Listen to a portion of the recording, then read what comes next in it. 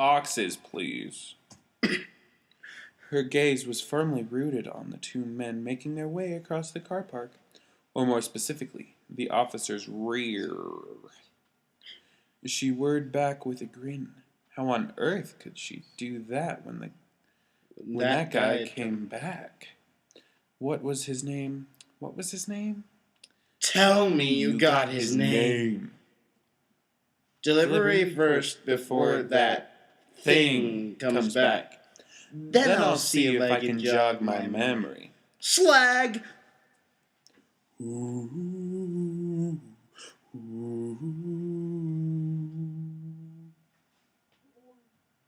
The ride down wasn't quite so bad once they found the access lift, hidden behind one of the panels that the previous owner had been so fond of. A love of deathly viruses and puzzles. It must have been great fun. And games up here before the two of them killed him. James Marcus. Dr. James Marcus. Kill you for a penny, Gov? Marcus. They were at least alone, and in the time it took to enter the place, not quite as shabby now. People were paying attention to it. Birkin calmed down. How does Kendra put up with these people? I mean, really, he muttered, straightening his tie, then licking his palm, smoothing his hair back. Considering they're doing all the cleaning and taking up level 2, I think she should be happy. Her budget gets increased, and nobody has to pay for maintenance. You should have fired those harpies. Damn. Not the sulks again. I'm not officially part of Umbrella anymore. I had my cover to think of. Bollocks, your cover. I could have been killed. I doubt they'd have done that, Will. He kept his gaze on the numbers, slowly counting up despite the lift going down. The blinking minus sign just kept on blinking. Just kept going. Once they hit the 5th floor, -5. He corrected himself. He was only too eager to leave the lift and step into the crisp, slightly discolored white floor and its heavy-duty felted carpet in a checkerboard pattern of black and gray. They haven't changed it since we left. Birkin was far more at ease. I'd forgotten you'd not been down here since you left Stars. Stars? I'm a member of Stars. Why change something if it works so well? Wesker wanted to say that there were many reasons why things needed an update. Security, for one. He could have sworn that his profile was wiped off of Red Queen's database, but she'd been too eager to let him in, but settled for something far more cutting instead. I thought you wanted this over and done with. Well, I'm in my element now. He padded quickly into the branching halls, all quiet and leading off to different labs. It was all so familiar. And besides, Kendra is a professional, most of the time. Kendra? Dr. Kanta... I am not even going to say that. Bhattacharya. Yeah, go you. Or Kendra B. Kendra B. Executives had taken over Marcus's lab after the old man had died in a pool of his own blood and excrement. It had been one of the more satisfying jobs Wesker had done, but the fact that Marcus's favorite student had taken over and perched on his remains like some great big vulture wasn't exactly pleasant. But unlike many of the staff and rival researchers here, Kendra knew how to play the game. The electronic lock was just the same as last time. Funny that. He never took Kendra as being sentimental, but there we go. Wesker took off his sunglasses to let his eyes adjust to the gloom of the lab and the lit specimens of flowers he'd never seen before, laid out on the tables under microscopes, machinery that he ached for, fingers itching. He glanced around to see what else was on display.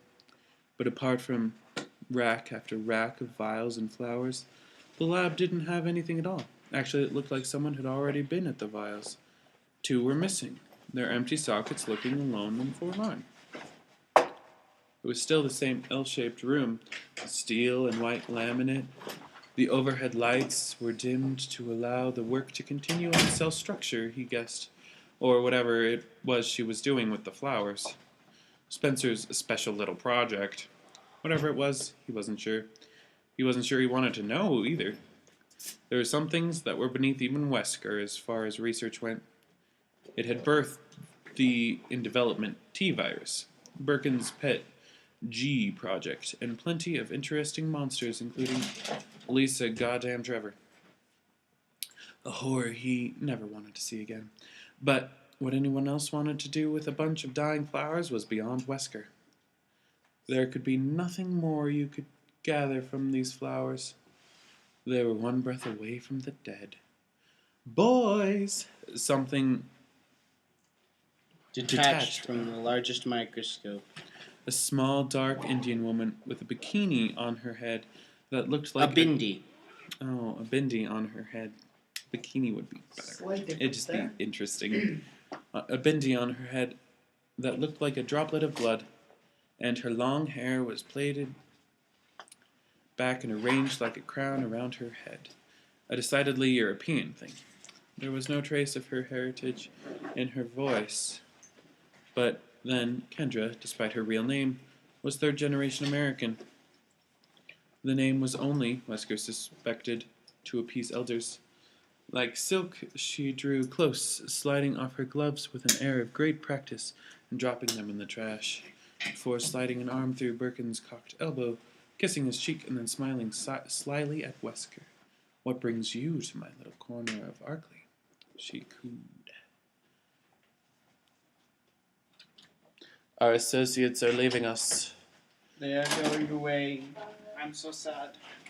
Bye-bye." "You has wonderful evenings. I will. Bye-bye. And you sleep better than you should, because you know tonight zombies will not eat you." Tomorrow. Zombies shall not eat you. Okay, guys, we're going near an hour, so we're going to speed it up just a little. "I've been going here." Birkin got bashful. "Spencer sent me. Al is just here as backup. I wish you'd said goodbye when you left." She wound away from Birkin, sinuous as a snake and twice as cold-blooded. The two of them eyed each other up. But Wesker found it hard to outstare a master such as Kendra. She had it down to an art, especially when that manicured hand was placed against his skin.